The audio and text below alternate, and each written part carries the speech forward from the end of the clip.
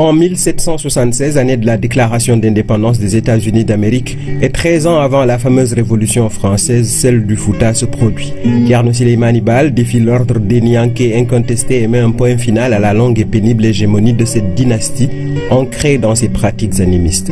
Une révolution retentissante dans un contexte de non-droit, d'inégalité sociale, de traite négrière, de razzia, de guerre fratricide et de paganisme obscur. L'Almamia est instituée au Fouta sans en faire une monarchie de droit divin. L'État se veut certes théocratique mais démocratique à bien des égards dans son fonctionnement. L'enrichissement illicite, celui de l'Almamia en premier, est sévèrement puni. Le cas échéant, il est destitué et ses biens mal acquis confisqués. Les mandats ne sont pas illimités, l'esclavage, le système de caste banni et les privilèges de naissance abolis.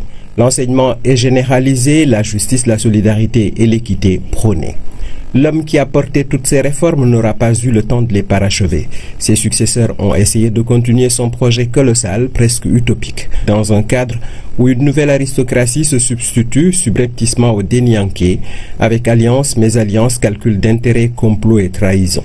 Thierno Souleymane Baal était un homme en avance sur son temps, mais plutôt absent des manuels d'histoire. Qu'elle soit glorieuse ou hideuse, l'histoire doit être recherchée puis enseignée. Ce faisant, elle nourrit le présent et éclaire l'avenir.